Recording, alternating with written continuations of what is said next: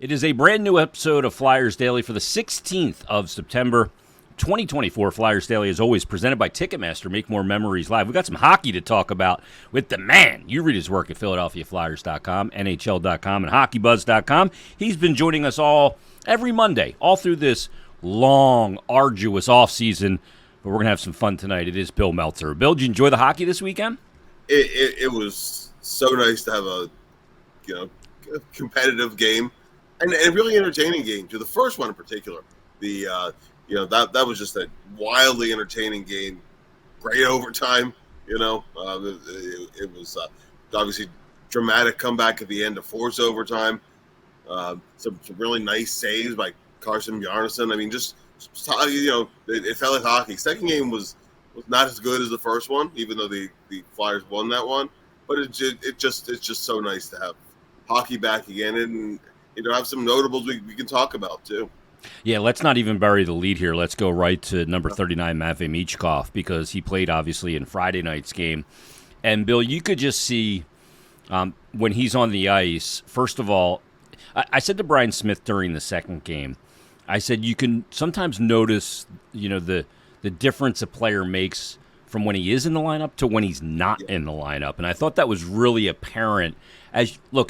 No slight to Matt Miller, who slotted into that top line, at least for the first period of the second game. But the noticeable difference in what that line in total brings to the table when Michkov is out there.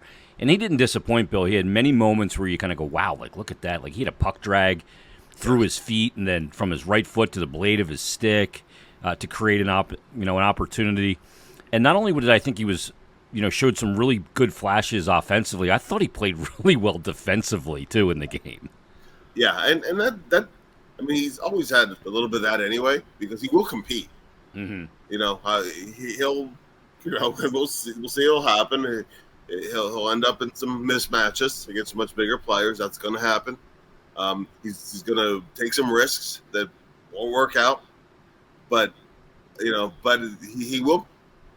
He's not a guy who won't come back on a play. There's a level of effort and competitiveness to him that stood out immediately. Was not a surprise, and honestly, beyond the plays that he made that you referred to, there was a couple times where he turned absolutely nothing into something. Yeah. So. Yeah, there was a particular play in, I guess it was the the first period of the first game, where the Rangers kind of hemmed the Flyers in a bit, and he was kind of on the left side of the ice in a help situation as they obtained the zone, and they had kind of numbers going the other way. But then as soon as he realized, I have to get back and I have to play positionally where I need to play, I need to get back to the right side should they flip the ice, he didn't take a circuitous route. He didn't go kind of across the top of the circles. He cut through the slot. And then as he was backing through the slot, the high slot area, he was able to break up the play and then go the other way. And I talked to Ian LaPerriere before the second game, and I cited that exact play because I saw that exact one.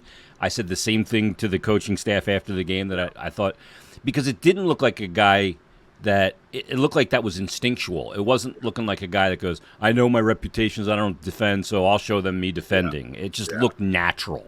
Yeah, and I noticed too as well. And actually, the first time I did notice was in a defensive situation.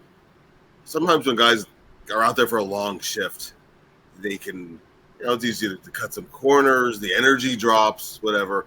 He is one of those guys, and he didn't rush ice, so he's gonna, as he adapts, so do it over here too, who is a dangerous guy at the end of a shift, because he has sometimes the stamina, but it's just the compete and the will to keep his legs going. Yeah. And in one instance, he broke up a play. Just a little subtle stick lift was all it was. Nothing spectacular.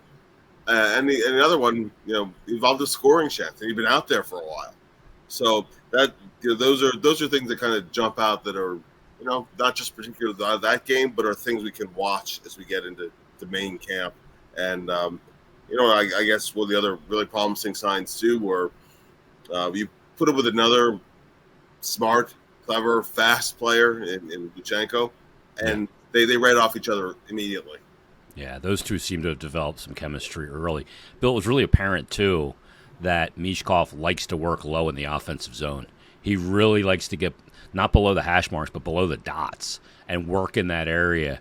I saw him take some contact down there behind the, down below the goal line, and the upper body strength looks very apparent. Whatever he's done in the gym, it seems to be paying off because he didn't.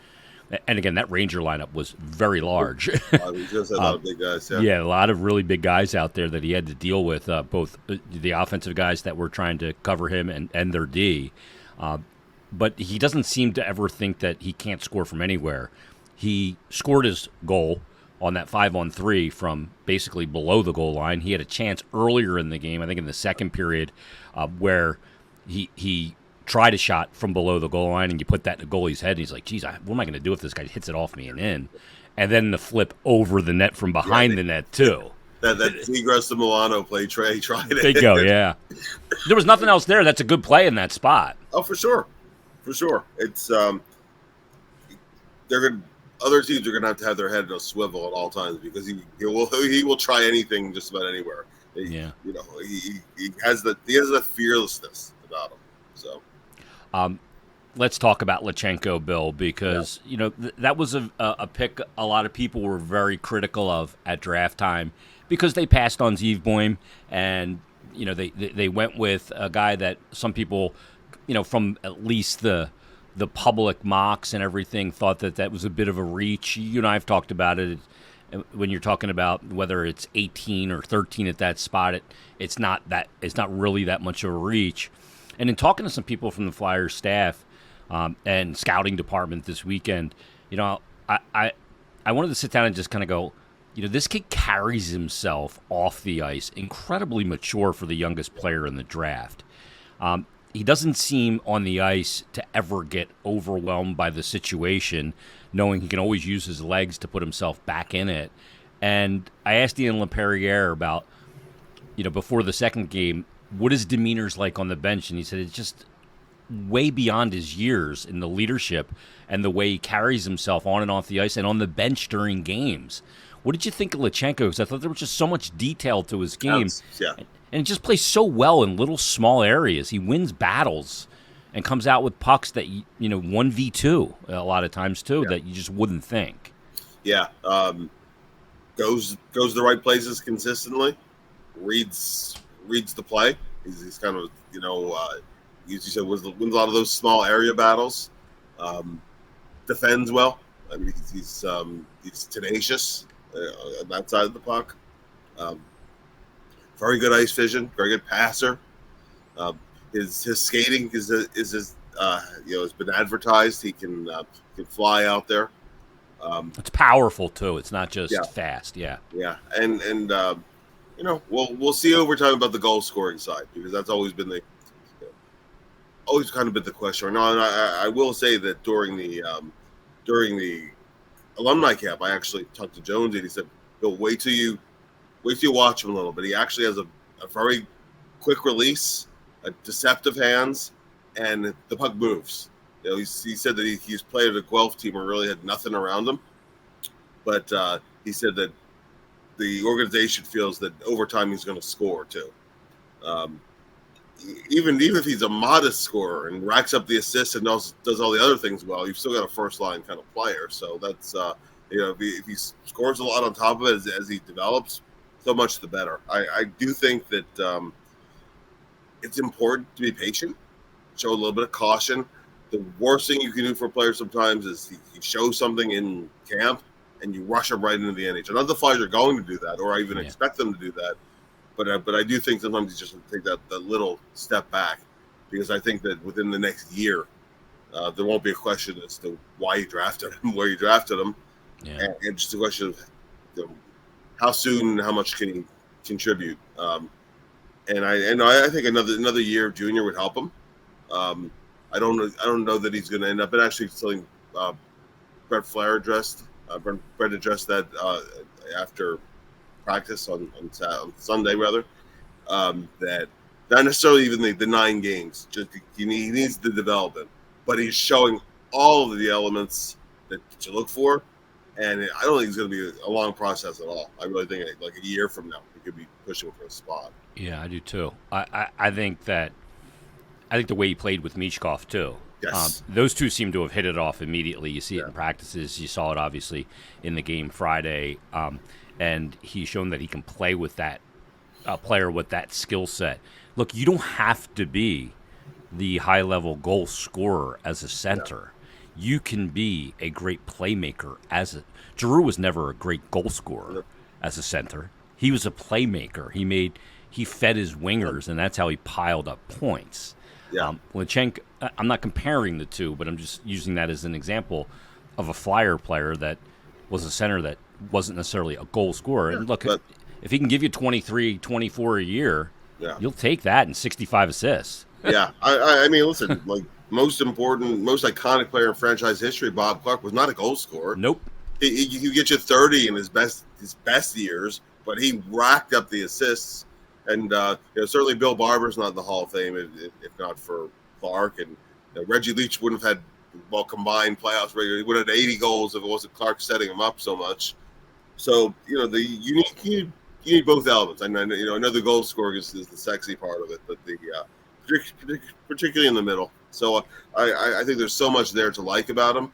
And I guess the last thing too is that as the third member of that line, I actually let Elliot Desnoyers actually did a pretty nice job playing with us. Skated much better than he did last year at this time, Bill. Absolutely. He looked like he moved much better. I thought he was good in Saturday's game also, with that dynamic change. And it was funny because I said during the first period to Brian Smith when we were doing the second game, I said, you can notice the difference when you take a player away. Just how much he means to that top line. And I said, there's nothing against Matt Miller, but I wouldn't be surprised that if in the second period, Samu Tuomala moves up to that top line because of the pace he can play with. And those other two, Luchanko and Elliot Desnoyers, showed they could play with a player with that pace. And that's exactly what happened. But really good performance from Luchanko and Michkov this weekend. Desnoyers, I thought, got himself off to a good start, and I think that's the first step of what's controllable for him. But let's talk about Samu Tuomala. Last year, Tuomala is a guy that got off to a really good start, maybe ran into a little bit of a wall, and didn't have as good a second half as he did a first half. I thought he flashed on a couple of occasions in the game on Friday night, especially in transition. Yeah. And then Saturday, I thought he was even stronger. Obviously, he gets the game-winning goal in that 3-on-3 situation, and you can throw out the three players they threw out. I thought that was good. But what did you think of Tuomala? Because I don't think he's a player who's going to make the team out of camp, but I feel like he's a player that's going to make an NHL debut this season. I do as well. And that's a guy who I think in the second half of the season could be a guy who plays with the NHL team for maybe for an extended look-see and see how he comes along from there. He showed a lot of things that I kind of found intriguing last season. Anyway, for example, he showed an ability to score from the flank. He has a really nice shot, and obviously very good skater. Those kind of things. Even the overtime goal that won Saturday's game. I mean, Andre kind of made the play, but he had to go to the right spot, and it was a tag. He made himself a nice target, and he rolled out to the perfect back door. Yes, he did. Yep. And so it was an easy finish once Andre got him the puck, and Tuomala showed that ability. You just want to see it sustained. Maybe not as uneven as he was as the season went along, and just a little more consistency in terms of his shift in, shift out. So it was a nice start for him. You kind of expect to see a guy who was in the American League All-Star game a year ago be able to go up against other prospects and stand out at times, and he did just that. We really want to see how he does in the main camp. He looked a little stronger. We'll find out that in the main camp for sure. Yeah. You mentioned Emil Andrae.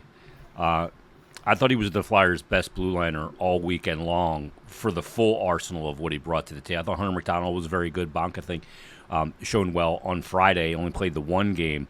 But I thought Emil Andrae, after about the first 10 or 12 minutes of that first game, and everybody was on their heels a little bit in the first 10 or 12 minutes of that first game, I thought he really started to show all the things he could bring to the table. He stepped out from behind his net, started a rush, joined a rush, turned into an odd man rush the other way.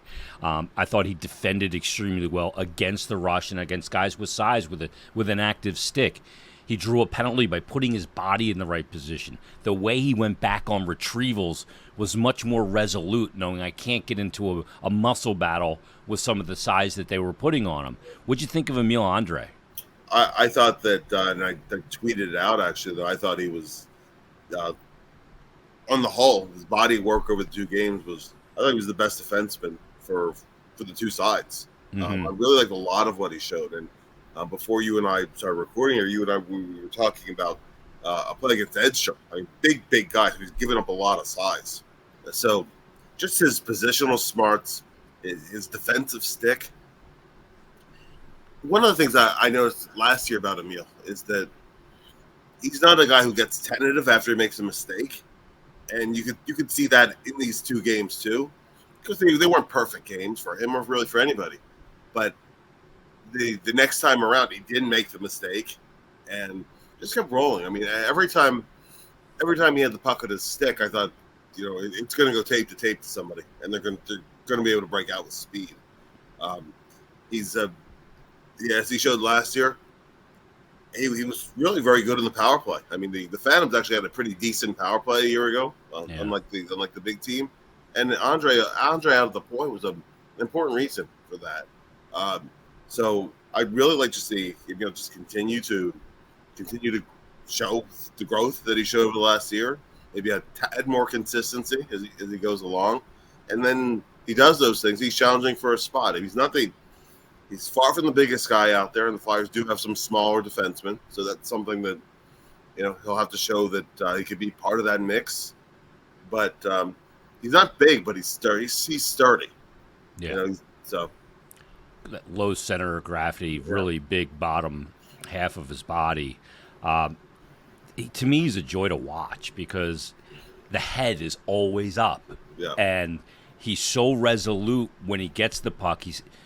He doesn't have to think. He's got all the computational work done when he gets the puck, and he can just react. I think in this system where they really want to push the pace in transition, I think he's the type of player that should he find a full-time spot with the big club, and he is ready for those things like retrievals and the D-zone elements of dealing with the best players in the world and grown men and their strength and the lack of time and space in the D-zone, that he's going to excel because he can think the game really fast because the head is always up and it's just always moving. And I mean, as a guy who coached the game, you love players like that because it was never get the puck, then figure out what to do with it. It was get the puck, I already know where everybody is. Yeah. So I feel like he's always playing mentally ahead in the game. Let me ask you about another defenseman. Hunter McDonald played in both games. Yeah. He took a penalty in both games, and they got scored on each time he was in the box. He's a player that's going to be physical. He is incredibly mean, and you just see that anytime you see a body flying out of the periphery of your vision, and then you look over and go, oh, Hunter McDonald's there. That's why the guy's flying. But, he doesn't have offense to his game. He hasn't really at any level. But he does play mean. He packed on over 20 pounds of muscle and is faster. And he's still young. I mean, where are we with Hunter McDonald? I think we see his NHL debut this year. And is he one of those players, Bill, that when he gets to the NHL is almost better than he was at any other level because of the structure that comes with it and because that mean factor will play to his advantage because he can handle himself?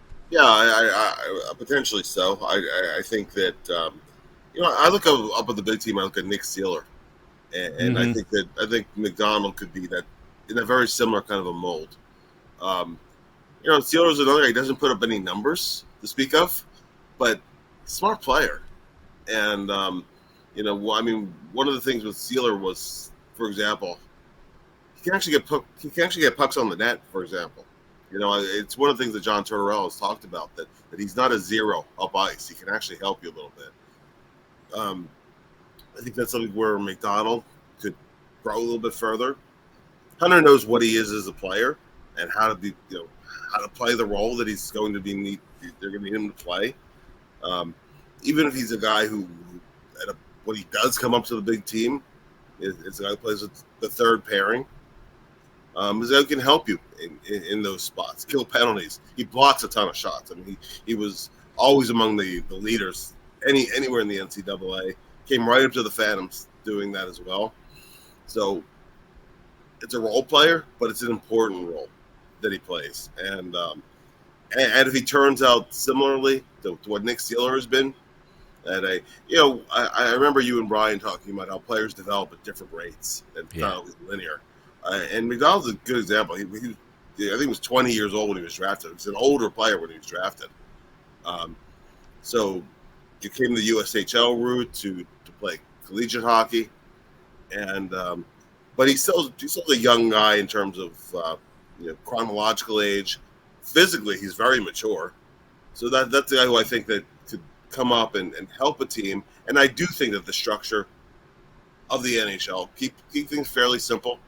By your position, keep battling. I mean, he's very good in those battles at net front along the walls, and just play within himself. And that's a player I think can help you.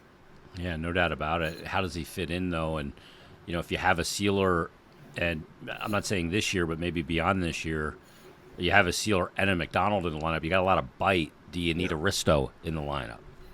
Rasmus Ristolainen has been on the ice with the captain's skate, so we'll see where he is and kind of where he fits. Bill, what did you think of Alexe Gendron? I thought he really flashed at times, plays the game well with his hair on fire. We were talking, I think, to Riley Armstrong, and you want to get him to pop it down to third gear once in a while. You always have to be in overdrive, playing the game at breakneck speed, add a little nuance to your game. But I thought he had a really good weekend. I thought he looked really good. This guy scored 30 goals twice in Drummondville. Yeah, well, and look at the number of games relative to it as well, right? He was a goal a game player the last 2 years. It's ridiculous. Yeah, he's not going to be that at the next level, but no. But you even with the Phantoms, he was playing very limited minutes. I don't have that in front of me, but it was something about 5 goals in about 16 games, something like that. Yeah, he's potent. So he can score.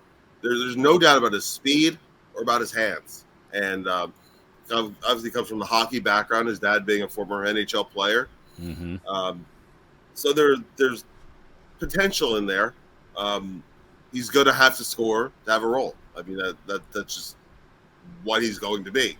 So if he scores for you and he does enough other things that he can fit in your top 6 to top 9, then he's got a job. If not, he's going to be a guy who racks up a lot of points, a lot of goals in the American League, and has short stints in the NHL. But I think every year he's gotten a little bit better too. I don't think I think part of the issue last year with the Phantoms was a little time you only saw kind of one dimension from him, one speed, as you were talking about, like Riley has said. I do think changing the pace up a little bit. Not playing with his hair on fire, playing a little bit more under control, and some of the decision making, just from a maturity aspect. If that comes along this year too, then you're looking at an exciting player, because you can't teach skating and you can't teach hands, and he's got both of those things. Yeah, he does the hardest thing in the game: put the puck in the net. Yeah. And he's done it, and if he can continue to do that, have a really big year, he can put himself in the conversation. Another guy I was really impressed with, Bill, was second-round pick from this past year's draft, Spencer Gill. He's got all the length in the world already, 6'4". He's going to have some filling out to do and some development over the next couple of years. I mean, facially, he looks as young as Denver Barkey, if not younger. But, boy, can he skate for a big man. Yeah. Really long strides and gets there, seem to go to the right spots. I think he's a player that we'll see in the main camp that it'll look like a little overwhelming. But at the rookie camp and in the rookie games, I thought he played really well, and I think you can see the first elements of where he's going to go throughout his arc of development. If his development goes in the right ways, you could have a really nice find here with that second-round pick. I think 59th overall. Yeah, and he played for Canada's under-18 national team too. Yeah. So he was playing with the best in his age group, and didn't have the best of under-18 worlds, but that's fine. All the tools are there. That's what you find that kind of player in the second round, where That's what developmental coaches are for. That's what time and space will do for him over the next year or two. See how he is in his draft +1, his draft +2. I think he might be a guy who he goes to the American League after that. But within a couple of years, you may have a very, very nice player because a lot of the tools that he has are that of they're not the easiest things to find. It's just developing and refinement and putting on skating ability for a tall man like that, Yeah. And at a very young age, that skating ability is really apparent for him already. Bill, I didn't like the development camp scrimmage for Carson Bjarnason back in July, I guess it was. I thought he really struggled in that game. It just kind of got on top of him. But I thought he was really strong in the 4 periods he played this weekend. I thought he was excellent on Friday night. The first 2 goals that he gave up in that game were both rebound goals to Edstrom, one on the power play after he makes an initial save. And then the redirect, which was beautifully executed on that 2-on-1 by the Rangers. And then I thought in the period he played on Saturday, too, he came back, and I just saw a goalie with a ton of confidence. He looks bigger. And the thing that really impressed me, Bill, 2 things, actually. Nothing got through him. There was a lot of redirects, and there was a lot of traffic, and nothing. As goalies, we always say, hey, if you beat me clean, you snipe me, fine, a salute. But nothing through me. Nothing went through the 5-hole. Nothing went through the arms. And I saw a lot of what we saw in very young Carter Hart, actually, was a lot of pucks to the logo, eating pucks and getting whistles. And to me, as a guy who studies that position in particular, that's a goalie who's in the right spot and at the right depth. What did you think of Bjarnason? I thought he played his angles very well. And on Reading Saturday, the game. And on Saturday, because they'll see, I haven't had the liberty of being able to see him in the practices. But, I thought in the games he played his angles really well. On Saturday, the Phantom/Flyers prospects didn't have a very good period. I mean, he faced 14 shots and he was tested on some of those. The reason why they got to that second period ahead 1-0 was Bjarnason primarily. I thought that he did give up a couple rebound goals, but I thought in general he was putting the rebounds in good spots if they were there. And battling for pucks, because there were a couple plays that looked like he was beaten and the puck was behind him, and he fought for it and found a way to stop it. So that was very encouraging to see. Obviously, no Kolosov this in camp, so we kind of had the net to himself and an opportunity to shine. He was at the summer showcase for Team Canada, and he also previously played for their under-18 national team.